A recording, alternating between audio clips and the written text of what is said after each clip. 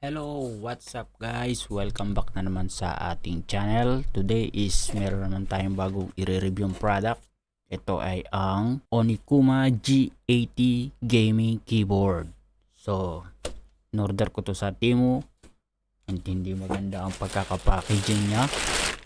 Nilagay lang dito sa may plastic. Wala man lang bubble wrap. Kaya tignan nyo. UP. Sira yung karton. Di maganda yung pagkakapackaging niya itong Temu. Nilagay lang sa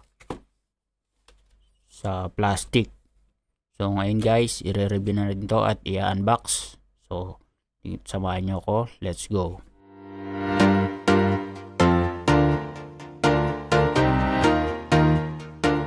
So ito na nga yung Onikuma G80 Onikuma Gaming Keyboard. So RGB yan. Tri-mode connection din to, kagaya nung last time na nireview natin na controller, game share controller, low latency. So 94 keys, tri-mode keyboard with knob on end screen. So meron siyang screen tsaka knob for volume, yan sigurado. Okay, pagbukas natin makikita nyo merong user manual. Natin user manual. Ayan. 2.4 GHz Bluetooth connection. And yan natin kung ano to. Cable. Yung cable nya. So may maganda yung cable nya. Makapal. USB. USB-C to USB. Ayan. Ito na yung keyboard. Ito pa pala. Siyempre hindi mawawala yung user manual. Saka na natin babasahin pagka hindi na natin alam yung gagawin. Tanggalin na natin yan. Ito na ngayon yung Onikuma. Wow. Ang ganda niya. Medyo mabigat din siya. Kasi bagong lahat. Timbangin natin siya. 710 grams. So, yun guys, 710 grams siya. Tingnan nyo maigi. Okay, kilitisin yung maigi. Onikuma Gaming. Okay, tingnan yung gilid. Yung gilid. Tingnan maigi. Tingnan nyo yung connection. Mayroon siyang on-off. On-off, USB-C. Tsaka, ano to? Yung kanyang dongle nasa gilid. Kita nyo? Sa gilid yung kanyang dongle. Okay. Tignan natin dito sa ibabaw. Full size keyboard pa rito guys. 94 keys. Wala siya nung kumpara natin sa aking isang keyboard. Ito yung aking wired gaming keyboard. O mechanical keyboard. Tingnan natin maigi. Lagay na sa gilid. Okay. Ito yung aking keyboard. So, mas maliit siya ng konti. Pero full size pa rin siya kasi meron siyang numpad. Wala lang siya na itong mga page up, down, home button. Ito wala. So, hindi naman natin ito ginagamit. Bihirang-bihira natin yung gamitin. Meron din naman yata yan dito. Sa ibabaw. Saan ba yun? Ayan. Ayan. Meron siya dito home.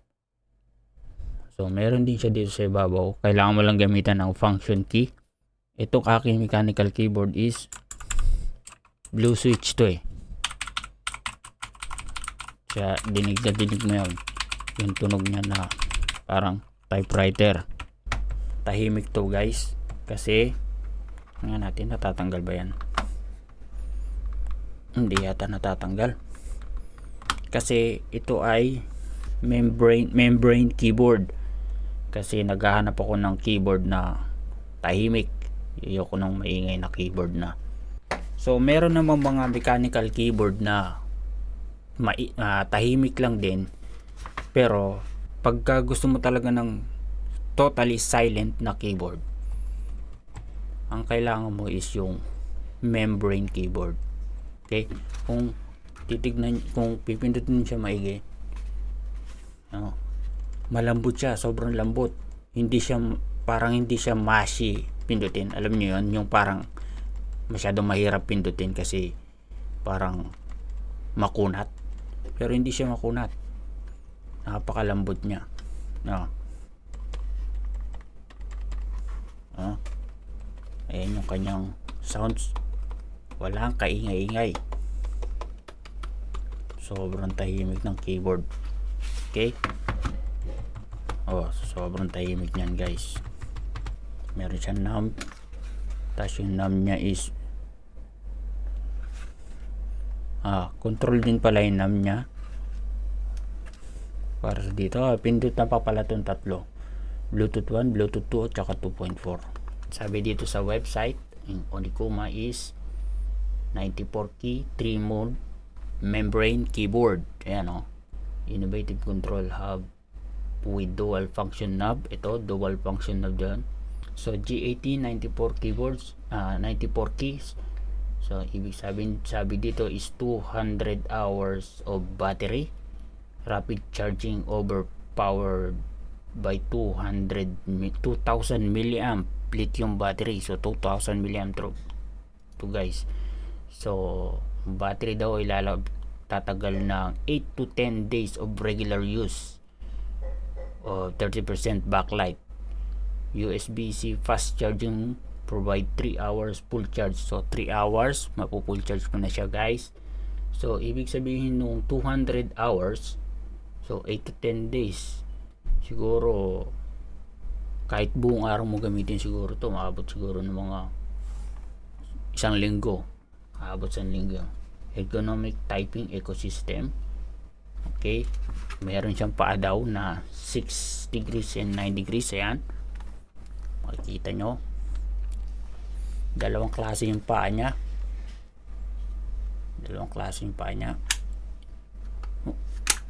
Isang ganyan, tapos isang ganito, mas malaki. So ito yung keyboard size, kung gusto nyo tignan kung ano yung size ng keyboard. So ayan yung dimension nya, 5.69 inch and 15.43 inch. Yung height nya is 1.39 inch. Onikuma G80. Ngayon time na para testingin. Okay, subukan muna natin siya sa wired connection. Yan, nakita nyo yung volume nya. Yung battery nya 80%, nakalagay 80%. Nagcha-charge siya, yung kulay blue na ilaw, nagcha-charge siya. Ibig sabihin kailangan natin testingin yung kanyang keys. Okay, escape. F1, 2, 3, 4, 5, 6, 7, 8, 9, 10, 11, 12. Okay, 1, 2, 3. Ay,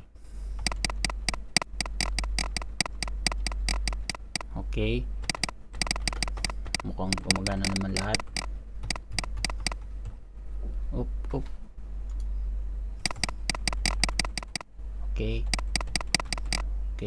ano pa bang kailangan ko testing dito? Ngayon subukan natin yung sabay-sabay. Kita nyo, sabay-sabay yun. Ilan yun? 8. Kung 5 press, ayan 5. Kung 8, maayos, diba? Ayan, walang tunog to. Meron kasing sounds yung yung website Ngayon tanggalin natin tunog. keyboardtester.com. Okay, ayan, todong pindot ko na yan. Guys, naririnig nyo, yan na yun, todong pindot ng keyboard na yan. At maganda talaga siya, guys. Hindi siya mashy pindutin. Ang lambot niya pindutin. Lambot niya pindutin. Natatanggal ba yung key? Hindi ko alam kung natatanggal. Hindi yata natatanggal yung key. So hindi ko malaman kung paano tatanggalin yung key. Palagay ko hindi. Pilit ko tanggalin yung key, hindi matanggal. Okay, So hindi siya siguro replaceable na case. Okay guys, ito ano na to, Bluetooth na to, Bluetooth. Tingnan nyo maigi. Ito nakikita nyo, Bluetooth BT1 nakasulat. BT1. Sabihin Bluetooth connection na yan. Keyboard tester. Oh, naka-caps lock pala ako. Keyboard tester. Ayan. .com. Subukan ulit natin yung multiple press. 8. Kita nyo? 8 sabay-sabay. Magana lahat. Okay. Ganda nitong keyboard na to guys. Kung kayo naghahanap ng talagang ultimate silent keyboard, ang ganda nitong Unicoma. Wireless pa siya, 3 connection. So within, subukan muna natin siya ng hindi charge. Ubusin natin yung 80% niya kung gaano katagal. So babalitaan kayo tungkol dyan. So ano pang dapat nating malaman tungkol dito sa Unicoma? Yung kanyang build quality. Tignan natin. Tignan naman maigi. Ibebend natin siya. Medyo nabebend siya ng konti. Kasi plastic lang siya totally. Ano? Total plastic. As in lahat plastic. Sa ibabaw tsaka sa ilalim plastic. Kumpara dito sa aking mechanical keyboard, aluminum yung ibabaw eh. Aluminum yung ibabaw. Matigas talaga to. Unlike nito, magaan. Mas magaan to. Tapos medyo nabebend ko siya ng konti. Tingnan nyo maigi. Nga. Ha? Kasi plastic lang talaga yan eh. Diba? Tibay ba yan? Pukpuk nga natin sa ulo ko. Tibay ba to? Tibay. Pero hindi. Mukha namang yung plastic niya mukha namang makunat yung plastic niya. Hindi agad-agad itong mababasag. Kasi alam mo naman yung plastic na babasagin eh. Yung fragile, yung malutong, plastic na malutong. Yung plastic niya parang makunat yung plastic niya. Kaya mukhang heavy talaga siya kung tatagal talaga siya pag ano. Siguro naman hindi nyo may lalaglag yung keyboard nyo. Nandyan lang naman yun sa lamesa. Diba? Ang next natin testingin is yung 2.4G. Patay natin. Patay.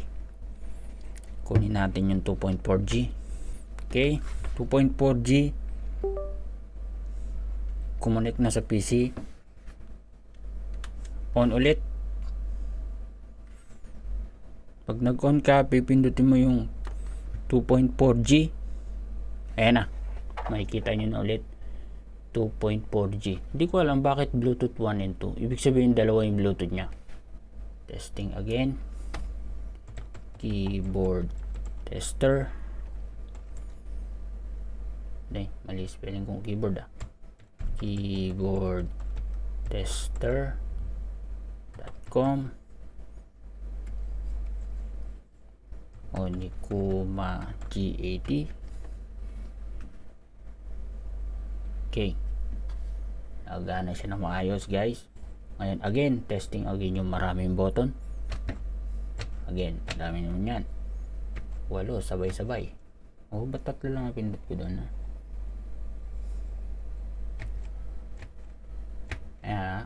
8 sabay-sabay yan, 8. Okay. Fully functioning itong ating keyboard na nabili. Maganda siya. Okay guys, bago natin testingin sa game yung keyboard, alamin muna natin kung paano natin kukontrolin yung backlight. Kasi hindi na niya kailangan ng software para sa mga backlight, kasi meron na siyang function key kung saan pwede mong kontrolin yung backlight. So kasi plug and play lang ito, hindi na natin, wala nang driver, Windows driver na yung automatic. So gamitan natin ng control, baguhin natin yung mga ilaw. So ang first function niya is yung function arrow key. Pag function arrow key, ito todo mo yung ilaw kung gaano kalakas. Kung arrow key down naman, hanggang sa mamatay yung ilaw. Up para sa brightness ng ilaw, down para sa mas mababa. Okay, ngayon yung function left and right arrow naman, yung speed yan ng ano, tama ba? Speed nung transition ng ilaw. Yan, mabagal. Ngayon, kung gusto mo mabilis, yan, mabilis yung transition ng ilaw.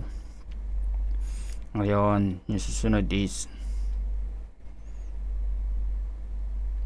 kung gusto mo namang patayin yung ilaw ng biglaan, backspace, function plus backspace. Kung gusto mong buksan ulit, backspace ulit. Okay guys, ito naman kung gusto mong i-reset. Gusto mong i-reset yung settings mo dito sa backlight. So gagawin mo lang is function plus escape. I-hold mo lang yan for 3 seconds. Magre-reset yung ilaw, mamamatay, tapos bubukas ulit. Okay. Tapos meron pang isa, yung function plus win. Function plus win, ito yung ilalak mo yung keyboard, yung backlight para hindi mabago-bago. Okay, that's it guys. Na-testing na natin yung kanyang light function, yung backlight function niya. Kung gusto nyo makabisado yan, dapat wag nyo itatapon itong kanyang user manual na malaki. Dikit nyo sa harapan ng computer nyo, dyan sa pader. Kasi nandito yung kanyang instruction, mga function niya kung paano papalitan yung keyboard. So unless kabisado mo yan. Okay, o kaya picture nyo na lang, lagay nyo sa akin yung desktop wallpaper. Okay guys, testingin na natin yung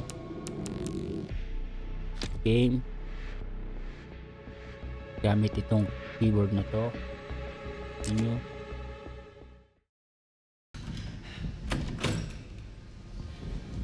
Stay close. Come on, wait.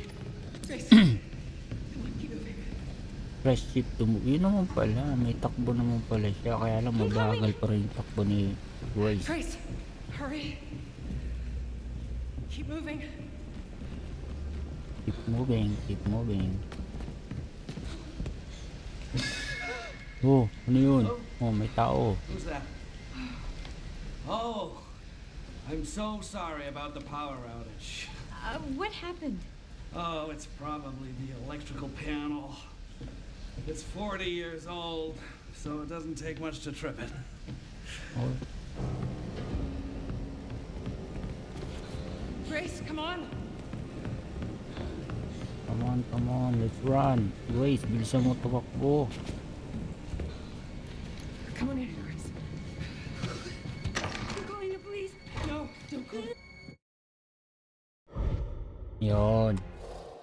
Okay. Start. Start.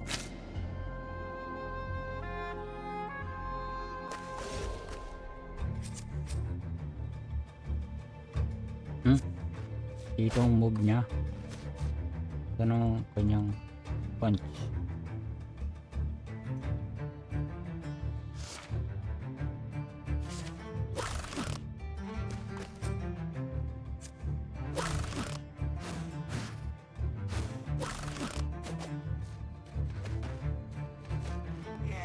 Oh. Baliktad, hindi ako sanay ng ganito.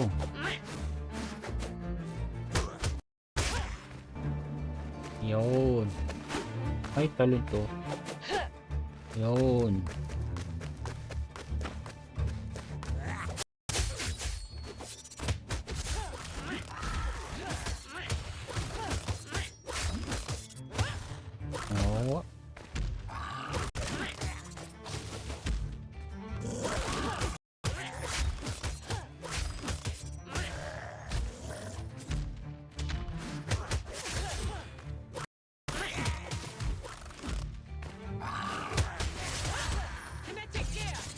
kinetic gear. Oh, okay guys. Gumagana siya na maayos. Ngayon naman titignan natin kung magkano ito at saka saan to nabibili. Okay, kung titignan nyo yung website ng Onikuma, so ang website nila ay $60. $60 itong kanilang keyboard. Okay, so syempre mayroon pa yung kasamang shipping fee, so hindi lang $60 yung babayaran nyo dyan. So huwag kayong order dyan. Ito yung isa sa mga not recommended. Tignan nyo umorder kayo dun sa iba. Ngayon, tignan natin dito sa may ino-orderan ko sa Noon. Okay, sa Noon, it's 11KD 200. O, depende na lang sa country kung available yan sa inyo o hindi. So, hanap kayo nung. So, sa Noon, hindi pwede. Kasi wala siya dito. Hindi siya pwede mag-deliver dito sa Middle East o dito sa Kuwait. So, wala tayong choice dyan. Dito tayo sa AliExpress. Natin sa AliExpress is 19KD 440 pills. So, free shipping to. Free shipping kasi kasama na yun eh. So, kung $60, halos parehas lang din. Ito yung pangatlong option natin dito sa Middle East. Si Timo. So, si Onikuma G80 1344 lang dito. 1344 lang. Naka-offer to, naka-sale.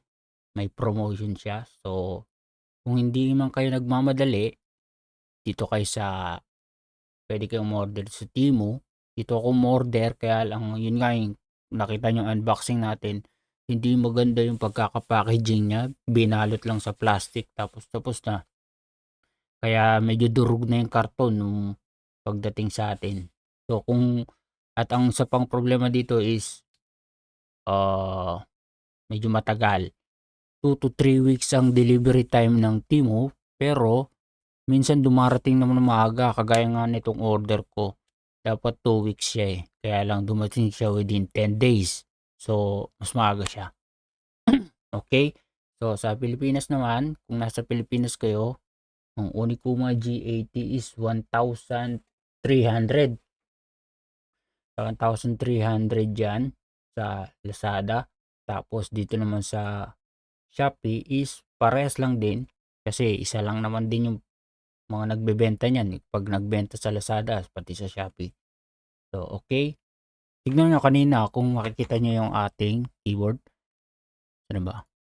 Makita nyo, simula kaninang nireview ko to, mga 2 hours ago na siguro, nagsimula ako. 60% na lang yung battery niya. 80% yun yung nagsimula eh. Pero hindi ko pa yan charge. Hindi ko pa fully tested yung full charge niya bago siya gamitin ng husto. So, ngayong araw ko lang kasi yan ginamit. So, testing muna natin siya ng mga 1 week. Natin yung performance niya kung talagang tatagal. Then, pwedeng gumawa tayo ng second review. Okay? So, 60%. Subukan na lang natin i-charge ng husto. Okay, so anong verdict natin dito? Maganda to guys. Kung gusto niya ng tahimik na keyboard, talaga namang tahimik tong keyboard na to. Halos walang tunog. Kasi membrane nga siya, hindi siya mechanical keyboard. Ayan. So, kung makikita nyo yung backlight niya, nasa ilalim mismo ng mga button. Yung mga keys niya, hindi tumatagos yung ilaw dun sa mga key, sa mga pindutan. Di kagaya ng mechanical keyboard. Depende na lang kasi sa mechanical keyboard. Kita nyo yung ilaw, yung mga letra mismo umiilaw. Kasi nga, nag-illuminate dun sa may key. Kasi replaceable yung key na to eh. Ito, kagaya kanina, hindi ko nga matanggal kung paano tatanggalin to. Saka ako napag-aaralan kung paano tatanggalin yan. So, overall, maganda yung keyboard guys. Mura lang siya. Mas mura to kung nasa Pilipinas kayo.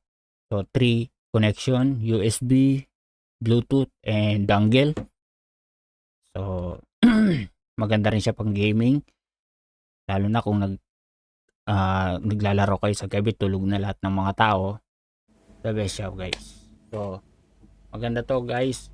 Kung decided kayong bumili, just click the link down below at diyan natin tatapusin yung ating review. Okay? Maraming salamat sa panonood guys. Kung sa palagay nyo nakakuha kayo ng valuable information sa ating video, don't forget to like and subscribe, and see you again next one. Bye bye.